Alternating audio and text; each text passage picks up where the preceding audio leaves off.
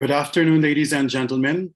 I am Glenn Sevilla Mas, a board member of Philippine PEN, and I will be your host this afternoon. Welcome to this tribute to National Artist for Literature and Philippine PEN founder Frankie Sionil Jose. It is Valentine's Day, and today also happens to be the 40th day since the passing of Manong Frankie on January 6, 2022. To commemorate his life and work, as well as a final send-off and farewell, the Cultural Center of the Philippines and Philippine PEN have gathered his colleagues, friends, and admirers to pay tribute to the writer and the man. And who better to start this tribute than the chairperson of the CCP Board of Trustees, ladies and gentlemen, Ms. Margie Moran Floirendo. A globally recognized writer and advocate for the empowerment of Asian literary communities, national artist F. Sionil Jose was the first one to push for Asia as a powerhouse in literature. He not only wrote brilliant novels and stories, he also worked hard to produce and promote publications that united the literary writers of Asia. That was one of the many reasons he was conferred the National Artist for Literature Award in 2001. His strong advocacy to espouse national sovereignty and social justice, as evident in his works, was another reason he was revered. When he passed away last month, the Philippines lost a literary gem.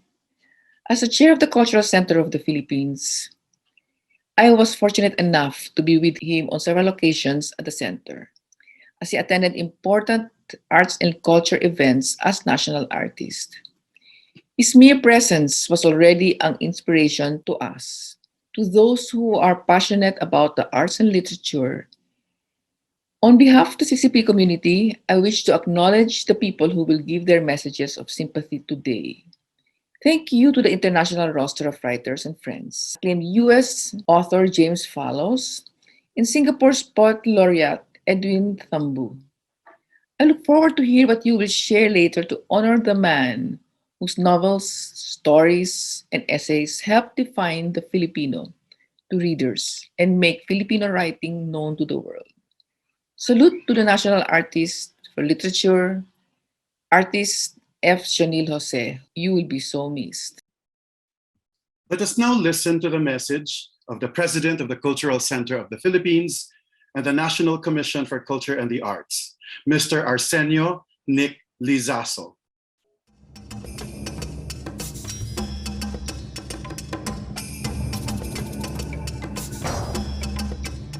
The passing of F. Sionil Jose is an enormous loss to his friends and family, his extended family, including the Philippine Center for International PEN and its mother organization, the PEN International, a worldwide association of writers founded in London in 1921. He will always be remembered as the Filipino writer who forged new ground for writers in the Philippines and Asia. I wish to thank the writers and government officials who are part of this tribute and for devoting their time and effort to commemorate the life and works of Frankie. Thank you, PEN Chair and Premier Novelist Charleston Ong, Retired Justice Antonio Carpio, former Ombudsman Justice Conchita Carpio Morales, poet Ricardo de Ungria, fictionist Jose Butch Dalisay, lawyer historian Saul Hovillena, and several others. Despite the grief and pain, I hope that the family and friends of F. Sionil Jose can see that his presence and insights have not ended with his passing, but that instead his spirits will live on to the reading of his works through the sharing and publication of his stories. I am honored to share with you today. We are doing this because we will launch the newest books of our beloved national artist for literature, the ever-productive F. Sionil. We will be the first ones to launch these books virtually, entitled Collected Stories, Collected Essays, and Promdi, an Autobiography. Salamat po at hanggang sa muli, F. Sionil Jose. And now, here is the Vice President and Artistic Director of the Cultural Center of the Philippines. Ladies and gentlemen, Mr. Chris Miliado. I am Chris Miliado, Artistic Director of the Cultural Center of the Philippines and Theater Director of stage adaptations of F. Sionil Jose's novels. I would like to thank our co-organizers, the Philippine PEN officers and members, especially Mr. Charleston Ong, Lito Solueta, and Sarge Lacuesta. Please be assured that CCP will continue to support the Philippine Center of the International PEN. The CCP has been hosting the Philippine PEN Conference and events for many years upon the initiative of Manong Frankie. Manong Frankie was always ready to inspire the next generation of writers, readers, literature teachers with his impromptu, straightforward, and oftentimes controversial pronouncements. My first meeting with Manong Frankie many years back was far from amiable. We were into the technical week of the stage adaptation of his novel Tree at the Raha Sulaiman Theater in Intramuros, which we billed Balete, when we received word that he was putting a stop to the production. For some reason, there was a miscommunication regarding the use of his work. Then the actors had rehearsed for more than a month, the sets and costumes were ready, tickets had been pre-sold. Cancellation would be devastating for the Philippine Educational Theater Association, who produced the show. We asked his close friend, Bienvenido Lumbera, a national artist for literature, to intercede for us. Bien suggested we go with him to La Solidaridad bookstore to meet with Manong Frankie face to face.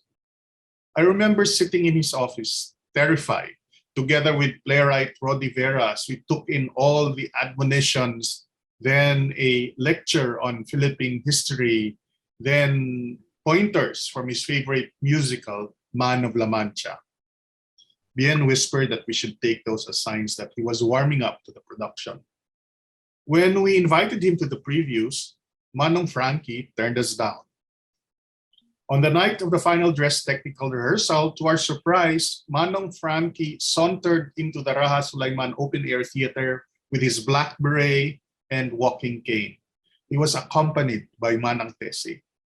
The first thing he noticed was the set design. The production took liberty in interpreting his central metaphor of the tree and turned it upside down. The leaves stretched out to the stage floor and the roots were up in the air. He reached out with his cane from across the aisle and tapped my chair. Ano yan? What is that? So I explained. He didn't say anything, and he stayed quiet all throughout the run. At the end of the preview, he gave a comment on how we should make the landlord more threatening and imposing. After that, we invited him again to grace opening night. Still, he refused. On opening night, a few minutes before curtain, Manong Frankie showed up with copies of his books and stayed until after curtain call to sign copies for audiences. He gifted Rodi, the lead actor Nanding Josef, and me the complete set of the Rosales cycle of novels. A few years later, we adapted his novels Mass. Then The Pretenders followed. And then the short story that he said was the epilogue, entitled Dong Ao. Manong Frankie showed up in all of the productions and even stayed up for the cast parties. After one of the shows, Manang Tesi came up to me and asked, Iho, ba't ang daming sex scenes? I told her, Manang, you should ask the novelist. We still need to fulfill the promise of adapting the complete Rosales cycle of novels Manang Frankie. May you always be present in the future opening nights. I wouldn't mind the tap of the walking cane from across the aisle. Maraming salamat at hanggang sa muli, Manang.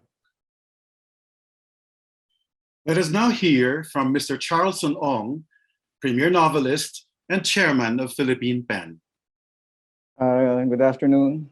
On behalf of the Philippine PEN, I'd like to welcome all of you to this tribute to our late national artist and founder, Sionil Jose. On the 40th day of his passing, I would like to extend my deepest gratitude to all the participants and speakers, to the Cultural Center of the Philippines for hosting this event, to the Jose family, to my colleagues at the board of the Philippine PEN, whose hard work and dedication has once again made this event possible. As you well know, si Manang Frankie was the founder of the Philippine PEN, and through the decades, he and his support staff, including, of course, the major pillar of his life and work, si Manang Tesi, as well as his assistants at the Solidaridad, including si Cesar Kinagan, have run the PEN, decades before any of us got involved in it.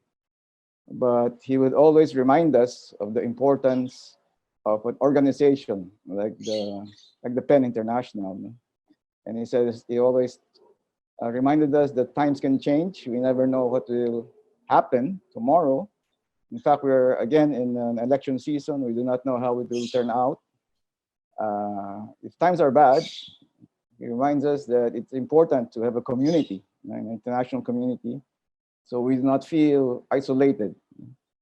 He would tell us how during martial law, the PEN International was helpful in the release of many writers in prison. Even in recent times, our Writers in Prison Committee remains active and was able to also help in the release of many detainees. So that is a work that we will continue. On a personal note, I've known Frankie Jose for maybe close to 40 years. As many younger writers, I first met him when he invited me to be part of a gathering of young writers from Southeast Asia held here in Manila. And it's one of his legacies. See Frankie, along with his peers from other parts of Southeast Asia, Edwin Tambo of Singapore, the late Mokhtar Lubis, they were keen on creating a network of writers in Southeast Asia. So the friendships that I formed there have continued, and that's also due to his work. I've said this before. See Frankie is a raconteur. He lived to a ripe old age, and he was always a treasured trove of stories about the past, about so many personalities in our history whom he knew personally. And he was also a bit of a nag. Every time we met, he would ask me, "Nasaan yung novela?" It was always a nag to everyone, not just to me. So I just dismissed and said, "I'm working on it." And like niyang sabi, maybe you're just lazy or too comfortable. And I think that was it. I think he was a writer, a person who refused to be comfortable, even though he could well have been. But he wanted to be uncomfortable. He thrived in his discomfort up to the very end. In fact, he made some of us uncomfortable as well. But I think that was just him. He forced you to clarify your own position and to take a stand and to hold your own, as it were. And so that was him. And we will remember him and miss him. Thank you, and enjoy the tribute. Ladies and gentlemen, joining us this afternoon is Justice Conchita Carpio Morales, former Ombudsman and Associate Justice of the Supreme Court. All right. My former offices are at Padre Faura, but I never had a chance to personally meet Mr. Niapo Sionil Jose. But by a stroke of serendipity, however, a few years back, I personally met him when he and then Senator Angara founded Academiang Filipino, an aggregation of freedom-loving, country-loving Filipinos who believe that they can, in their own way, help meet the challenges that confront our country. Apo Sionil Jose was very proud as an Ilocano, and he was prouder still in knowing that I was an Ilocano, and so he gave me books with dedication in Ilocano, reflective of his pride as a kababayan from way up north. Contrary to the impression that Ilocanos are kuripot, he was very generous. He would host lunches at Diamond's Japanese restaurant, at the Manila Pen, where he celebrated his dearest wife's birthday. And during the meetings that we had at the round table at the third floor of La Solidaridad, he would serve piping hot coffee and ensaymada from Hisons. He was never selfish in sharing his thoughts, in advising me in whatever way he thought I needed advice. He was generous with his words of appreciation, and perhaps he believed in what I had been doing, to the extent that he asked me to collect any documents that would indicate any memorable event during my career, so that he would help me prepare my memoirs. Unfortunately, regrets came later because I never ever thought that he was going to go. Apo Sionil, just na apo, ti ayat mo kanya. I know you were very fond of me, and the filming was mutual. He invited me to speak at PEN. He invited me to speak before his students in that room in his name at the De La Salle University at Taft Avenue.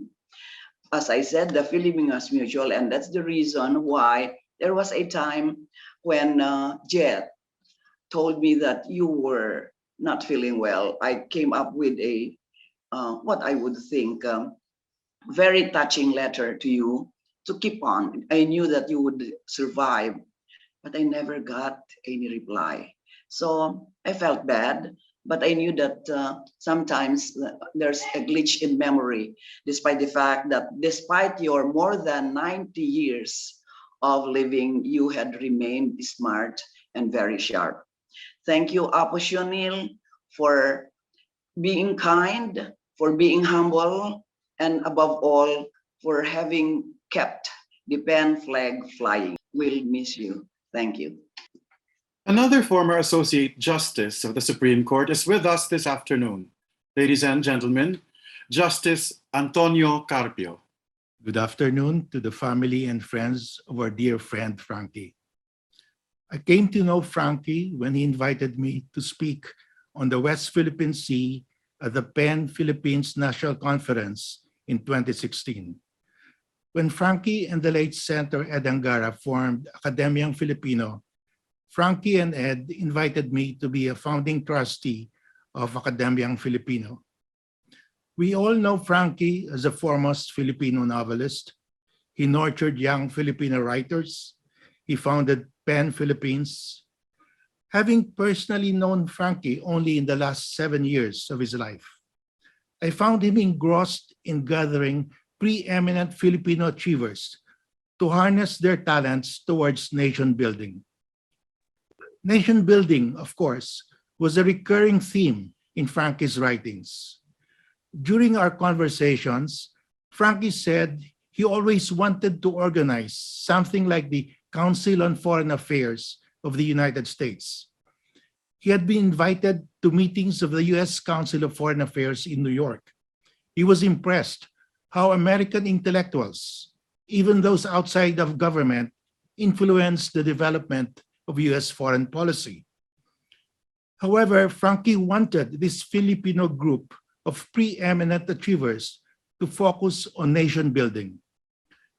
This Filipino group would advise the Philippine government not only on foreign policy, but also on other areas like science, technology, education, the economy, and the arts. In short, all the areas that should be developed for the building of the Filipino nation. Ed Angara also had the same idea, and both of them co-founded the Academiang Filipino in 2016 with over 100 plus founding members. When Ed Angara died in 2018, Frankie offered his office on the upper floor of his Padre Faura bookstore La Solidaridad as the meeting place of the trustees of the Academiang Filipino. His daughter, Jet, was our first executive director. Jet had returned from the United States, realizing that her father wanted to organize the Academiang Filipino as his last contribution to nation building. Jet sadly had gone to the afterlife barely 2 months ahead of Frankie. We in the Academiang Filipino will continue with the vision of Frankie, our founding chair emeritus. This task will not be easy, as nation building has been the pitfall of our national leaders. But we will carry on to flesh out Frankie's vision, no matter how difficult it may be. And we will ensure that the realization of this vision will also be continued by those who will come after us.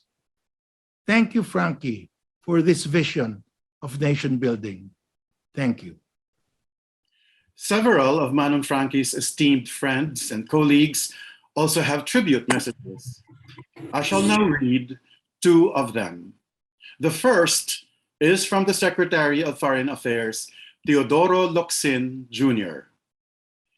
7 January 2022. Dear Mrs. Jose, the women and men of the Department of Foreign Affairs convey our deepest condolences on the passing of our beloved national artist for literature, F. Sionil Jose. We join your family and our country in grief over such an irreplaceable loss, not only to our literary heritage, but to our country's very soul. Frankie Sionil, as I heard him called by my dad and his comrades in writing, Hans, with his consummate eloquence and stories, dedicated his life to make us remember our past, our struggles, follies, and triumphs as a nation, and the lessons that we ought to have learned in our collective journey. It is by looking at the past, he wrote, that one can draw sustenance and the ability to see clearer how it was and why it is. I can only hope that our nation will always heed his reminder. But it doesn't matter. He did what needed to be done and wrote what needed writing down. A true writer. Generations of Filipinos have immersed themselves in his stories, identified themselves in his characters, saw their lives in his plots, and shaped their views through his musings and opinions. Many generations more will continue to do so and realize that his writings echo our desire to know ourselves better as a people. We share his hope that this will inspire them to love our country more by being better Filipinos. He wished to be remembered as someone who wrote stories and believed in them. It is our prayer that more Filipinos will believe in theirs as they write, literally and figuratively, their own stories. On a very personal note of my own, I grew up in your shop, but I know you and Mr. Sionil never quite saw me as grown up, and I liked it that way. It was the best part of the past we all shared. A small, well-kept, well-stocked place with some of the best in writing, with its unique sense of greater safety and permanence as only a loving couple could impart to it. And even in this pandemic of all times, you and Frankie never failed in giving us what you thought we needed. I will be seeing you. My wife, Louie, and I pray that your family will find comfort during this time, and may Frankie Sionil rest in peace, though I think he'd prefer to keep fighting. Signed, Teodoro L. Locsin, Jr. Another message is from Mr. Edwin Thambu, Poet Laureate of Singapore. His poems were published by Frankie Sionil Jose in Solidarity Journal. Himself a Peranakan of mixed Indian-Chinese parentage, embodying the multiculturalism of Singapore, the Philippines, and Southeast Asia, he considers Frankie Sionil Jose as the first true ASEAN citizen. He wrote, I myself am in my 89th year and have slowed down somewhat since COVID. Frankie was a great man, but more important, his greatness rested on kindness. He was always there when he spoke with me. I learned a great deal from him. Being of mixed parentage myself, I was able to ask him quite a great deal of the new societies that were emerging slowly in Southeast Asia. Frankie was the first true ASEAN citizen. He saw us as region well before most politicians. That is something I have not forgotten. He always thought of ASEAN as a singularity, wanting a commonness that we shared, but at the same time fully aware of our differences, some of which were virtually impossible to reconcile. The sadness of Burma is one example of the kind of problems we face. I feel so sorry that I was not able to see him before he left us. Every time I was in the Philippines, I stayed with him and his wife and family. I still remember the comforts of his home, the mixture of family and privacy. I miss him very much. Although he was not much older than I am, I saw him as a teacher and in a quiet way as a fabulous, quiet Christian. Thank you for giving me this opportunity to share my thoughts about Frankie. And now, ladies and gentlemen, let us hear from Katlin Kalgma, Estonian poet, writer and translator, and board director of PEN International. Hello and good afternoon, dear friends and family of Frankie. For me, first of all, Frankie was a story. To begin with, Frankie was a story of a man with many, many names. And he, as one of the most important powers behind the Philippines PEN, of course, has the following all over the world. With him, all these people he has been working with throughout the years and the congresses he's been taking part of. So after all, he is the brave man who confronted Susan Sontag during one of the congresses. And it was a true, wonderful coincidence and source of happiness for me that in 2018, when we were preparing the Congress in Manila, I was able to come to Philippines several times and meet Frankie and his wonderful daughter and even more wonderful wife, Teresa. I had hoped that when this pandemic is over, I can return to Philippines and meet these wonderful people again. As I speak this, I'm looking at the photo, absolutely wonderful photo taken at the Manila Congress 2019. One of the photos is me and Frankie together, and the other photo is the photo of the vice presidents who were present at this Congress.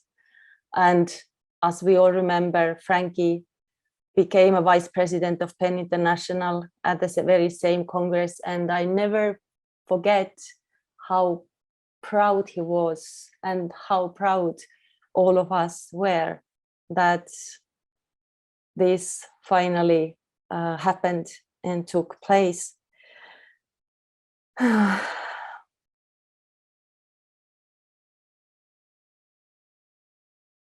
I don't know what's going to happen with this bookshop, La Solidaridad. That is institution of culture and of history of not only Philippine literature and Philippine pen, but it is a place of where the literature of world has taken place, and all these meetings that have happened on the second floor of the bookshop. This is truly a place to unite the whole global world. Me coming from a very small place in Estonia, and Frankie there in Philippines, and everything that's between us and everything that's on the other side of the globe, everything was united in this wonderful place. I love mangoes, and I love Philippine mangoes. And Frankie and Teresita never ever forgot when we went to eat somewhere that I would get my mangoes. Thank you, Frankie, for all these wonderful times, conversations, dinners, your books. I have a pile of them, and there is still plenty to read. Thank you for everything. I shall now read another message, this time from James Fallows, a US National Book Award-winning nonfiction author who was inducted in 2019 to the American Academy of Arts and Sciences. He was a speechwriter to President Jimmy Carter from 1976 to 1980, when he was just in his late 20s, the youngest presidential speechwriter in US history, and a Southeast Asia-based journalist in the 1980s, during which he met Frankie Sionil Jose and wrote a controversial article about Frankie's view on the Filipinos' alleged damaged culture. He wrote, "The conscience of the nation, remembering the great Frankie Jose. I was heartbroken to see in the papers this weekend that F. Sionil Jose, a writer and civic leader known to millions as Frankie, had died at a hospital in Manila at age 97. I say heartbroken rather than shocked, because through the decades in which I had known Frankie, starting in the 1980s when he was younger than I am now, he had frequently joked that his joyful indulgence in every temptation of life would soon do him in. As I noted in a short piece in 2009 about a visit to him in Manila, every time I've met Jose over the last 20 plus years, he has said, 'Jim, I am getting so much fatter,' with a big laugh, because he loves food, among other pleasures, so much. But Jose has a deadly serious claim to being the conscience of his nation, at legal and physical risk during the Marcos years, and as a sobering voice in the years since then. As I also noted at the time, the main reason I have been interested in the Nobel Prize announcements for literature was to see whether the jurors would finally get around to recognizing F. Sionil Jose for his life's work. Well, that can't happen now. Nobel Prizes go to the living, but all the rest of us can still notice the remarkable works of this man and the power of the life he led. The first of his books I read was The Pretenders, from his famed 5-volume Rosales Saga novels. The book's plot and tensions are specific to the Philippines. But just as Faulkner was not writing only about Mississippi, nor Dickens only about England, Frankie Jose was not writing only about his home islands. His work is rich, broadly human, and beyond borders. A number of Manong Frankie's Filipino writer friends and colleagues also have messages. First, we have multi-awarded writer and poet, former commissioner of the National Commission for Culture and the Arts, and former chancellor of UP Mindanao. Ladies and gentlemen, Mr. Ricardo de Ungria. Good afternoon and happy Valentine's to all. Thank you for inviting me to this tribute to Frankie Sionil Jose.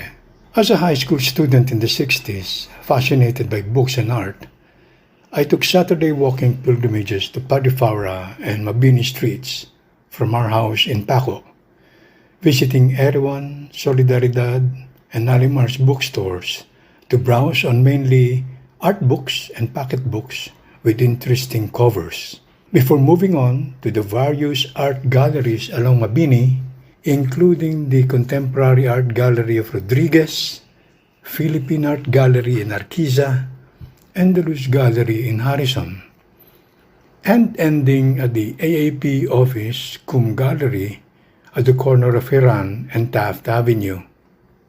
Solidaridad was interesting because it had local books and imported books I didn't see anywhere else, and had framed artworks by Asian artists on its walls. Besides, it had a cute young thing manning the cashier's desk, who would turn out to be Frankie's daughter Jet, who, I hope, watched us one night during the Christmas season while our Kingstones band played atop the narrow cantilevered roof of the first floor of the Caltex building in front of it.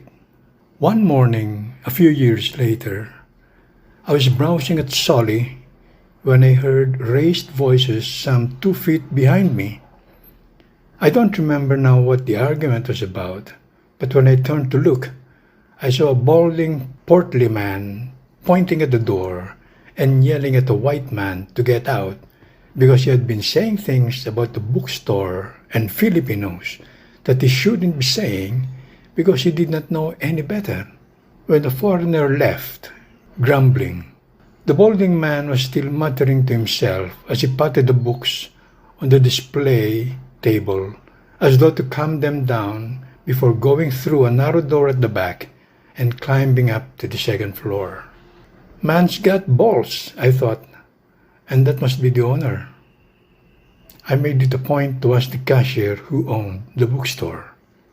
I don't recall now who introduced me to Frankie. It was before I even became a member of PEN Philippines.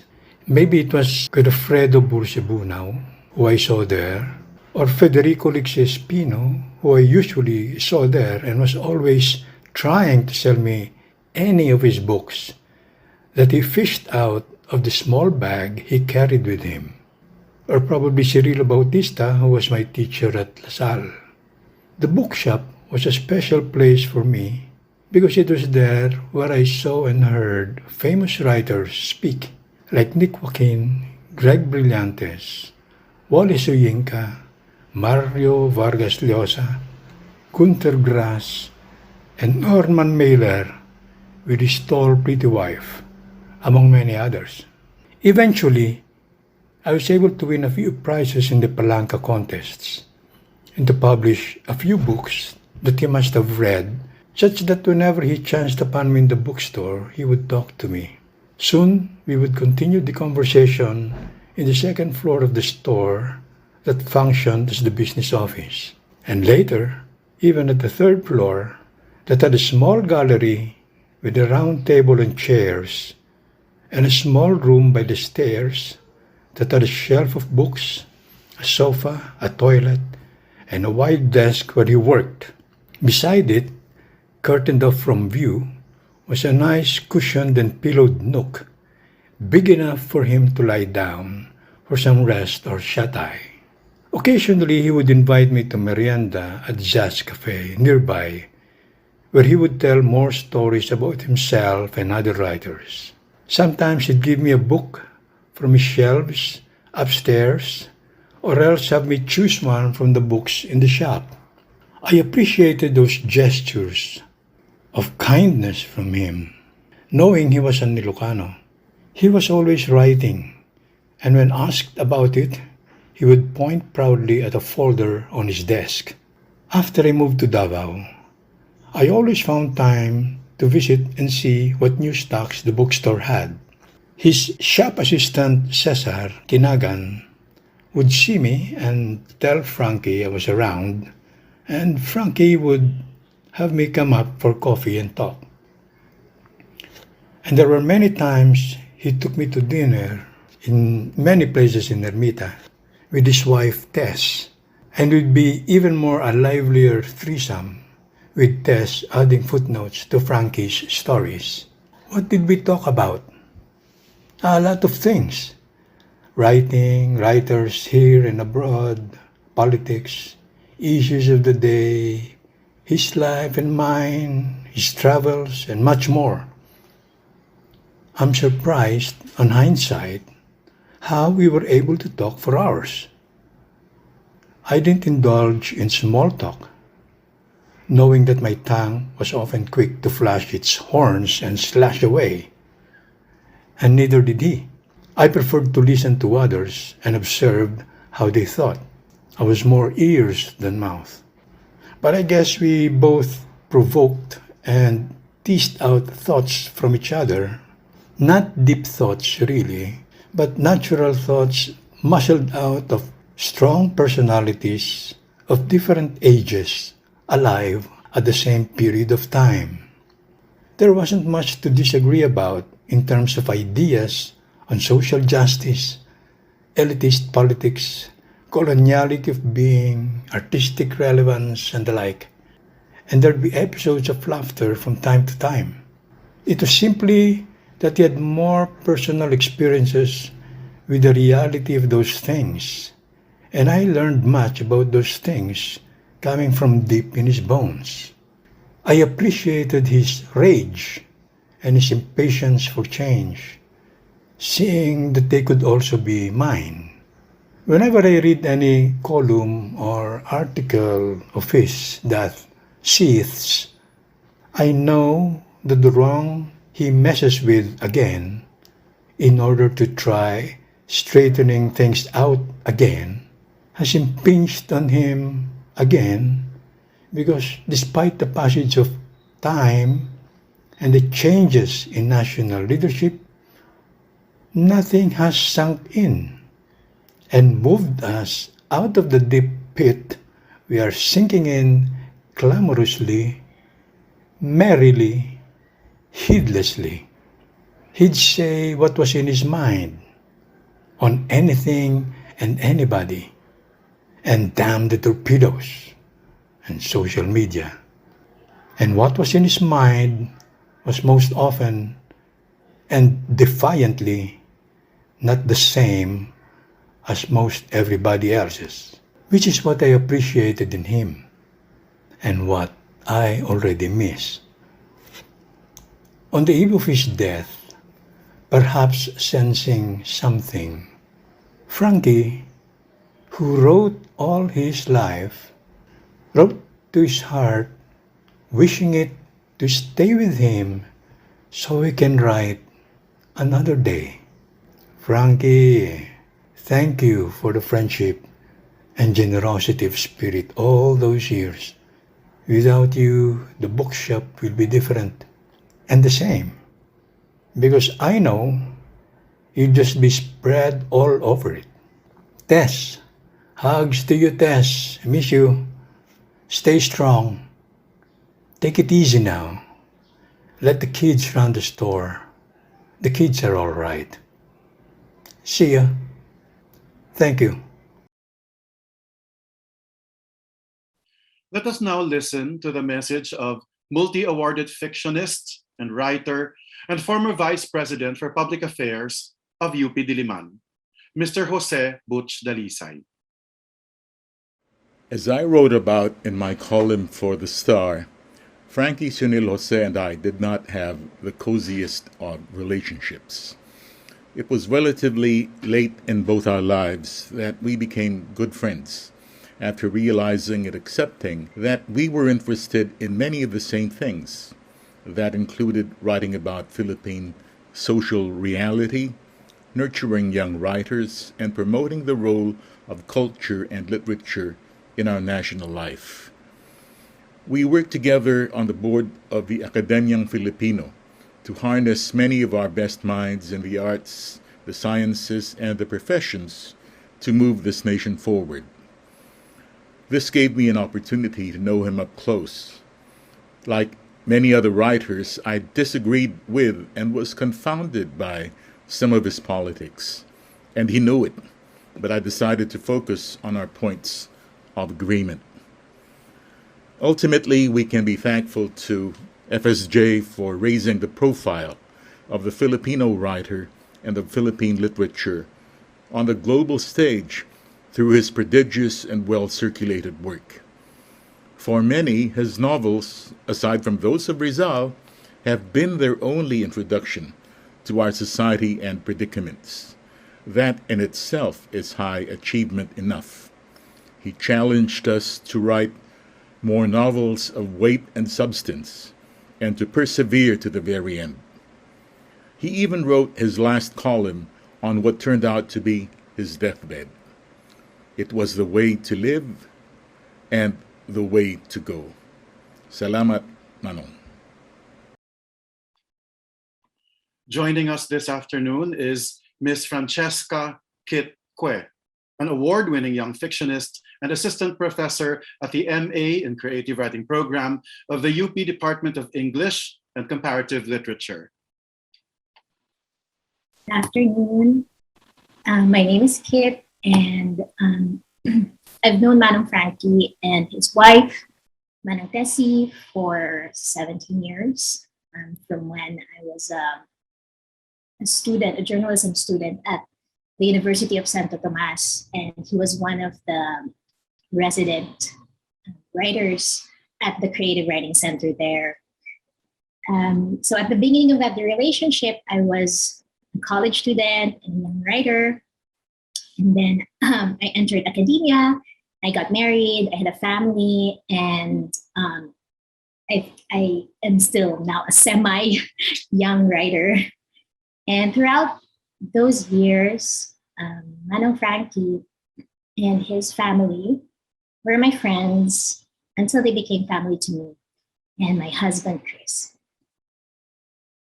I say family because our relationship was not just anchored on the profession of writing and the ties in the writing community, but because in many personal events, like my wedding, the birth of my children, the illness that befell my father-in-law, Jose Lacaba, and many others, the Joses were there physically and emotionally. I think many young writers have described how generous Manong Frankie was, and this is something that I really witnessed. He always had a very keen interest in reading the works of young writers, inviting them to the bookshop, getting to know them over a meal or several meals, or taking them to his hometown of Rosales in Pangasinan in a sort of retracing of his journey from being the son of a teacher to national artist. More than anyone, he always challenged me to write.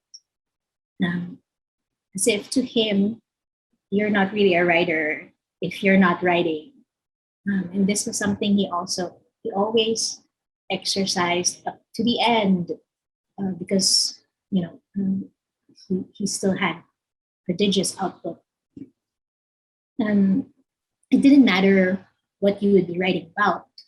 What he was after was that you were doing it, and if you weren't, he would find fault in that. And so he was that a challenger in everything, even in debates about political views, and he always had to rise to the challenge, not making him change his mind, because we all know how stubborn he was, but to present sound, dignified, and intelligent arguments and responses. Actually, you'll know that you're able to do that when you see him take a pause. And that's a sign that he's considering what you said.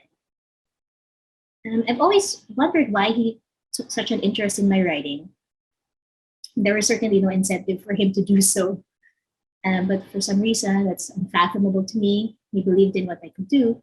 And that was a gift, for someone to believe in your potential when you are yourself many times unconvinced. Throughout the years, as I grew up, I also grew in terms of how I understood and how I analyze the world in which Manong Frankie and I exist.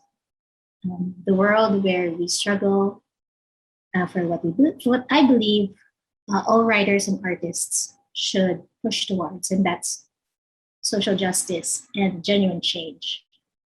Because now I'm a unionist teacher at the University of the Philippines, and I'm acutely aware of how my ideologies starkly contrast with that of Manong Frankie.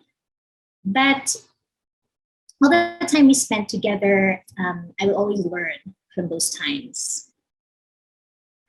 I take them with me to remind me for always of how important it is that writers be on the right side of history, of how we should not be confined to an ivory tower, but instead stand arm in arm with peasants and the marginalized, precisely the lineage that Manong Frankie was aware that he was from. So to end, I think the way that I would like to honor my memories of Manong Frankie is through being resolute to the values that I stand for: social justice, militancy, and the moral and ethical responsibility of writers to actively participate in the struggle for national liberation. I can imagine what he would say to that, were he here. But what's important, I think, is commitment to one's principles, and he would definitely respect that. Manong Frankie, Godspeed to you and Ate Jet. And I knew and I felt how much you loved me and Chris. My love to the Jose family, Kuya Tonet, and especially Manang Tessie, and with everything that is happening around us, I believe we can craft a better future. I'm sure of it, and I'll be there with you when it comes. Thank you to the team of the CCP and the Philippine PEN for your efforts in putting this program together. Our collective unity, or our collective efforts to unify writers and artists, such as what the PEN is aiming to do for incarcerated and persecuted writers, will be very much needed in the days to come. Thank you. Up next is the president of the Book Development Association of the Philippines and publisher of Emil Flores Publishing Incorporated. Ladies and gentlemen, Ms. Andrea Pasion Flores. Good day, everybody. In college, before I met Frankie Sionil Jose, I gave my husband, when I was still seeing him, all of Manong Frankie's Rosales novels because they were both from Pangasinan. I thought then, a young girl in college, that I understood his novels. Years later, I would finally meet Manong Frankie, and we've had many conversations together. Manong would ask unanswerable questions like, do you know why we're poor? Or the feet of the poor are wide like this. And he would spread his hands, stubby fingers and all, and he would ask, do you know why? I had answers in my head I thought would probably be wrong. And so, but I'd ask why, and he'd say, read my books. But I've read them, I thought, instead of like being bothered to look for his books again, I would just buy all his books all over again. When I was at the National Book Development Board, we had a literary tour that stopped at his bookshop. I think he loved it when students surround him. So after, he sent me a note in his little stationery, and among other things, he said, "Mabuhay ka." After my stint at the NBDB, he asked me, "Did you make enemies?" And I said, "A few." He said, "Good."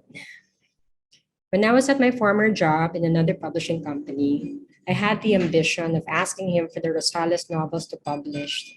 We were going to come out with a classics edition, and I thought that those novels certainly fit. He declined by asking me if I've eaten at Hizon's, that restaurant where Dolphy frequented. So I said I hadn't. So he and Ma'am Tessie took me there, and he promised he would send his next novel my way. But he said, "Remember, I'm 92 years old," as if telling me to surmise what I would. So we took a picture, me, Manang Tessie, and Manong Frankie, and I sat between them, and I looked like a young girl in the photo, no, but I'm most certainly middle-aged. I had handed him a copy of the Penguin Random House edition of Nick Joaquin's stories, which I told him my agent did, which he knew, of course, but he was indulgent of my little accomplishments. But he said, "I miss him," referring to Nick Joaquin. And he said he's the only one I could have intelligent conversations with. But he was. And then he said something, and I said, "Oh." So I asked him, "And what do you think of?" And then I asked about another national artist. And he said, "He's okay, but he's quite dull." And I laughed, and I thought it was true, knowing I would never be able to say what he said out loud. Nor could many people, because making enemies is a frightful and tiring business. After one of those book launches in Makati, when I sat next to him and Ma'am Tessie as they waited for their vehicle, I asked him how he was, and he said, "I'm an old man." And I said, "A sharp one still." And he said, "I have all sorts of aches. I lived through X. I don't remember how many he mentioned. He said, "I lived through so many presidents. I'm 94, And as they drove off, I thought how 94 was such a grand number. I would receive an invitation to his 95th birthday at the CCP. But there was a storm or the usual catastrophic event or incident in the Philippines that canceled it. I forgot what now, but I don't think people younger than him are allowed to forget anything. I remember him saying something like that to Ma'am Tessie about some incident or a person that had to come up in conversation. And when he was told, I forgot or I forget who, and then he said, "How can you forget when you're younger than me?" Most people would be younger than him, but we all forget. On one other occasion, I told Manong once that my husband is from Pangasinan, and I had given him his books, Manong Frankie's books, when we were still dating. And he said, "Every year I try to go back there. We don't have a house there or people to visit. I just go." "Why?" I asked. "It's home," he said. Thank you, Manong Frankie, for the friendship. Thank you, Manang Tessie, for sharing him with us. Thank you to the Joseph family for sharing your wonderful father with the nation. Thank you. Also here to share his message is writer, historian, lawyer, and author of Under the Stacks, a socio-cultural political history of the Philippines. Ladies and gentlemen, Mr. Sol Hofilenya. Sionil Jose was an incomparable magister of the written word. One day, and I remember this as if it were only yesterday. Sionil Jose told me that oftentimes he would look himself in the mirror and chastise himself for being ignorant of a lot of things. The reason he said that was because he didn't know how to read Hungarian.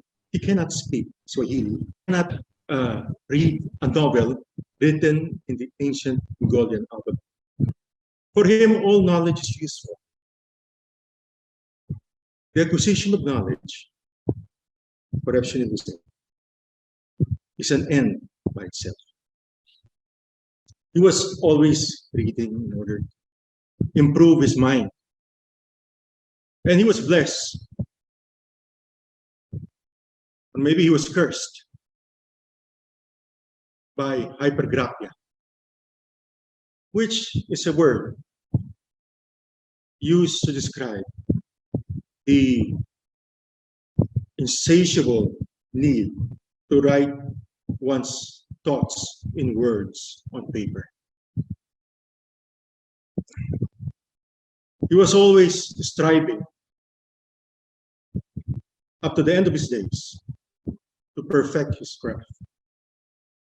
I have a lot of stories to tell about Sionil Hussein, but they are too many and they are too numerous.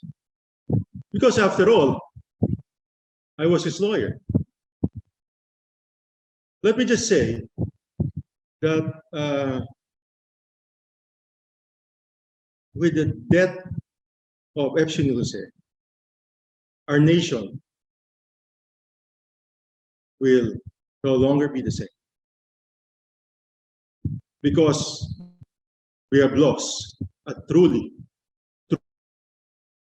great Filipino. Thank you.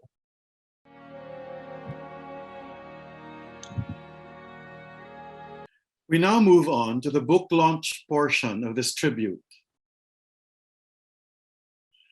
Writing the Nation is a non-fiction book that collects Frankie Sionil Jose's most important essays on Philippine literature, politics, and culture. The book is edited by Alejandro D. Padilla, and the cover has the painting Heroes of the Past by national artist for visual arts Benedicto Bencab Cabrera. Collected Short Stories gathers in one solid volume all of the important short fiction written by Sionil Jose throughout his long and very prolific writing career.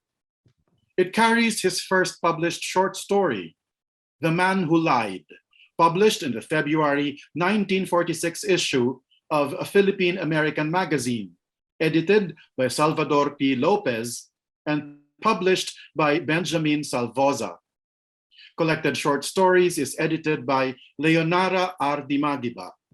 Cover photography is by Antonio Jose, and graphic design is by Nico Jose.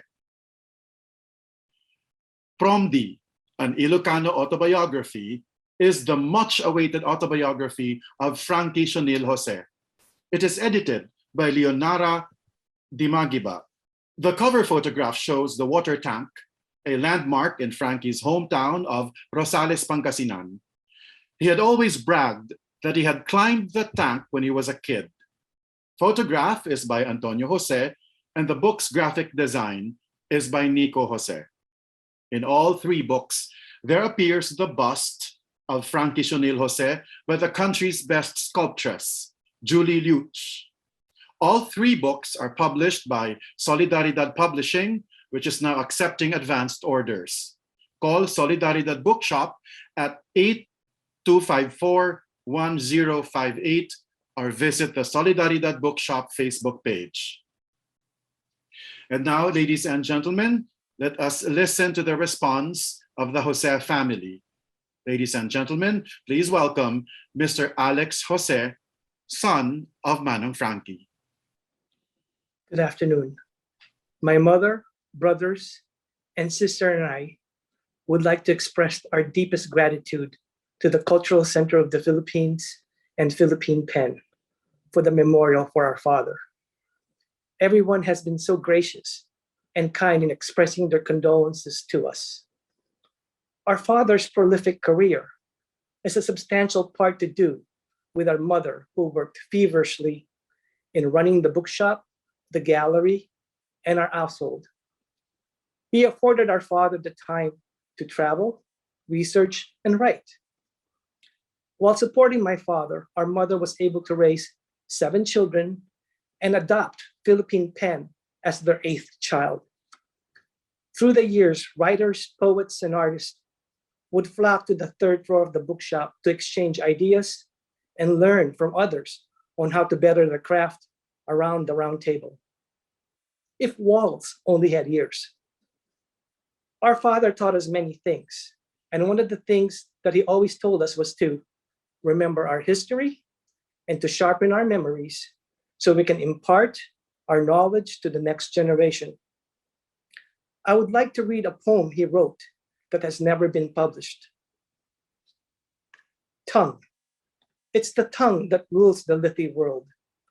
It is that speaks and is obeyed from pole to pole. Yet there is a tongue that can't even squeak, bound by shackles, benumbed and free. Tongues that want to speak but only moan. And its words are looks, prayers, and tears. There is a tongue that promises but can't do. The demagogue that gestures before a foolish crowd and makes them believe flatterers' words. There is the tongue of the sage, scarred into wisdom, whose advice is gold. The tongue that can't be stilled like a Grecian lioness, who cuts her tongue so it can't betray. My father wrote this poem when he was 20 years old. With confidence, Philippine PEN will continue to work in promoting the craft of creative writing with the pillars of independence, inclusiveness, and a deep sense of history and remembrance. Knowing my father, nothing would make him happier than to see current and future generations remember their history, and for those lost to awaken from their wandering and idle slumber. Thank you very much. Thank you, Alex. Thank you, Manang Tessie. And thank you to the Jose family. And thank you, everyone, for joining us today, the 40th day since the passing of Manong Frankie. We miss him, our national artist for literature and founder of Philippine PEN. For all that you've done for country and literature, and for the support that you have extended to all who look up to you. Duro-duro gid nga salamat, Manong Frankie. Thank you.